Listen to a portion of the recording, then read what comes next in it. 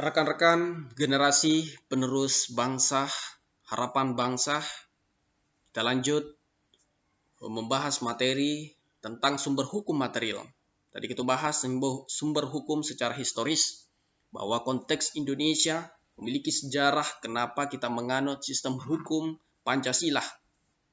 Walaupun memang kita sangat dipengaruhi daripada sumber hukum Eropa kontinental, karena kita adalah bekas jajahan daripada Belanda, sehingga kita sedikit banyaknya kita menganut daripada sistem hukum Eropa kontinental. Meskipun sebenarnya juga kita juga tidak berbagai pendapat para ahli bahwa kita tidak serta-merta menganut sistem hukum Eropa kontinental. Tapi memang lebih condongnya ke sana karena kita secara kenyataan bahwa realita bahwa kita juga menganut sistem hukum Eropa, sistem hukum Anglo-Saxon. Kemudian sebenarnya kita adalah kombinasi. Kemudian kita munculkan para pendiri bangsa menetapkan bahwa kita sistem hukum Pancasila. Dan itu sudah tertuang di dalam Undang-Undang Dasar Pasal 1 Ayat 3 bahwa negara Indonesia adalah negara hukum. Kita lanjut. Yang kedua adalah daripada sumber hukum material ini, yaitu sumber hukum sosiologis. Nah, pada sumber hukum sosiologis ini kita melihat faktor-faktor sosial yang mempengaruhi daripada materi hukum.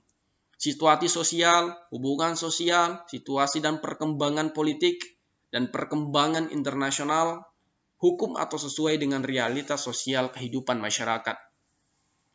Kalau kita bicara tentang sumber hukum sosiologis pada semester yang lalu, semester 4, mungkin sama Bapak juga ya, sebagian kelas, bahwa kita sudah membahas tentang sumber hukum sosiologis, yaitu di mata kuliah hukum, sosiologi hukum. Nah, jadi pengaruh daripada sosial masyarakat itu menjadi materi daripada hukum itu.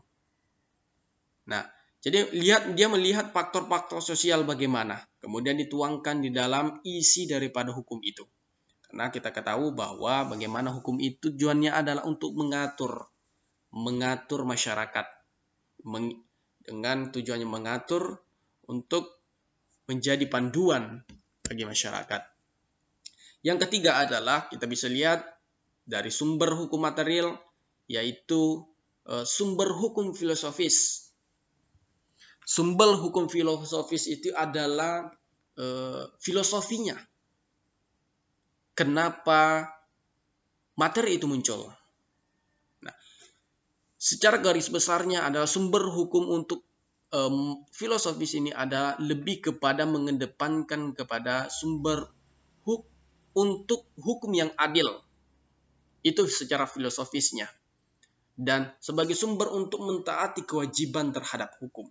Jadi adil, jadi hukum itu memang secara filosofisnya itu dibentuk atau isinya yang harus memuat bagaimana unsur-unsur keadilan. Keadilan sosial bagi seluruh rakyat Indonesia dalam hukum kita. Pancasila sudah mengatakan seperti itu. Keadilan sosial bagi seluruh rakyat Indonesia. Tidak ada perbedaan apakah dia itu orang kaya atau orang miskin, apakah dia itu mempunyai jabatan atau tidak punya, rakyat biasa. Di mata hukum itu sama. Tapi memang realita tidak bisa kita sangkal bahwa di Indonesia berbicara tentang keadilan masih sangat terkotak-kotak. Apakah dia dari penguasa, rakyat biasa, memang beda perlakuannya. Itulah realita hukum kita. Berarti hukum kita masih perlu diperbaiki, perlu direformasi. Bagaimana menegakkan keadilan sosial, mewujudkan keadilan sosial seluruh rakyat Indonesia itu. Karena di mata hukum itu sebenarnya sama. Di dalam kenyataannya tidak kita bisa sangkal bahwa terkadang hukum itu tumpul ke atas tapi tajam ke bawah. Rekan-rekan mahasiswa, generasi penerus bangsa, generasi harapan bangsa, kita lanjut. Sumber hukum formal. Apa itu sumber hukum formal? Sumber hukum formal setidaknya meliputi, yang pertama adalah peraturan perundang-undangan. Peraturan perundang-undangan,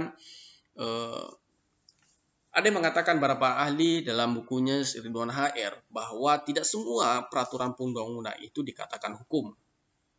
Kita bisa lihat bahwa apa yang dikatakan peraturan perundang-undangan itu, simpelnya adalah sebagai hukum positif yang tertulis yang dibuat, ditetapkan, atau dibentuk pejabat atau lingkungan jabatan yang berwenang, atau berdasarkan ketentuan peraturan perundang-undangan tertentu dalam bentuk tertulis yang berisi sesuai aturan atau tingkah laku mengikat secara umum. Jadi, peraturan perundang-undangan itu harus dibuat atau ditetapkan oleh para pejabat ataupun instansi yang berwenang. Konteksnya undang-undang, maka baik itu undang-undang pusat, maka harus ada persetujuan daripada DPR, harus dibahas oleh DPR beserta dengan legislatif, eksekutif legislatif dan eksekutif, baik itu tingkat pusat maupun kepada tingkat daerah, yaitu Perda.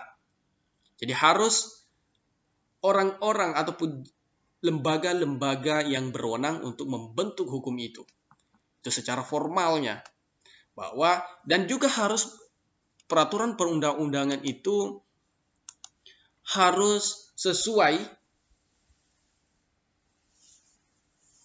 aturan. Misalnya Undang-Undang Nomor 11/12 tentang tata urutan peraturan perundang-undangan, Undang-Undang Dasar, tahap MPR, dan sampai paling bawah yaitu Perda atau Perwako. Nah, ini harus tata urutannya. Jadi hukum yang lebih tinggi atau hukum yang di bawah itu harus mengikuti hukum yang lebih tinggi. Tidak boleh menyalahi hukum yang lebih tinggi.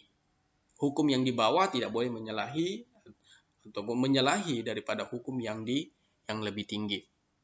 Ini peraturan perundangan, sumber hukum formalnya. Yang kedua adalah praktek hukum administrasi negara. Nah, ini menjadi sumber hukum formal daripada sumber hukum formal, yaitu praktek hukum administrasi negara. Nah, para administrasi negara dapat mengambil tindakan-tindakan untuk pelayanan kepada masyarakat, meskipun tidak ada aturannya dalam undang-undang. Nah, dalam keadaan-keadaan tertentu ini menjadi daripada sumber hukum formal. Misalnya belum ada aturannya untuk menjalankan daripada atau untuk melayani masyarakat itu, belum ada aturan yang jelas. Maka di sini berlaku praktek bagaimana para administrator, para administrasi negara itu bekerja tetap melayani masyarakat walaupun aturannya tidak ada secara material atau secara formalnya, tapi dia bisa melakukan tindakannya itu menjadi daripada hukum. Bisa kita contohin tentang